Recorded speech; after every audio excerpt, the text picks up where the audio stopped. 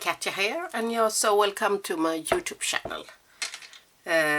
Thank you for the great response from the feedback from the video from the mystery kit, the challenge that I made for Marta.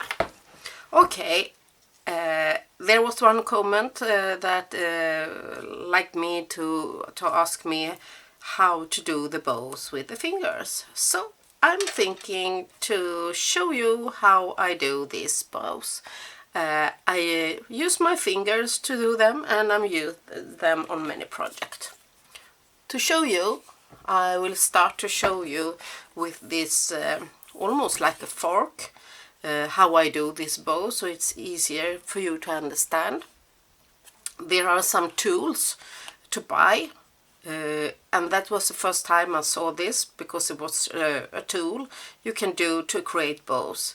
But I found out that I could do the same with my fingers. But if you have a hard time to use the fingers and to understand, use this cardboard piece, and you can cut them in any sizes you want, smaller one, bigger ones, because you can see it depends about how big you want the bow or rosettes to be. And you can see you can do it in any sizes or any material. So I start here with this ribbon. I hold it and it goes over. It will be my pointing finger. So I go over, under, and now I can do like one bow or two or many as you like. See, over, under, and now we have one, so go two and go two, and then I go it cross here and then hold it, and then they like turn aside, and this one it goes here, so they cross each other, and that's important, otherwise you can never do the close-up. So I can do one and it usually hold, but I do two here. Okay, and it's only to pull off. Very easy, and it comes, I need to have scissors here, and you can cut it how you like that. Okay, very easy, don't you think so? Should I repeat it one more time? So to make it one more time, I have choose one red ribbon, because I don't know what shows best on your screen. So I try to show you again. I go over,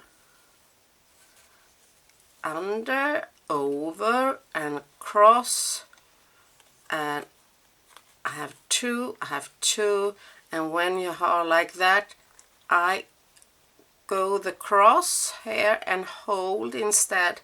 So this one can go over and the other one go inside. Hope you are with me. And I can do it here and pull it off. Yes. And you get a nice bow. We do it now with my fingers. I hold it with my thumb on my pointing finger, and it goes up here, and I take the ring finger over, under, I have two, I must go two, and when I come here I go over and hold that instead. and turn that one,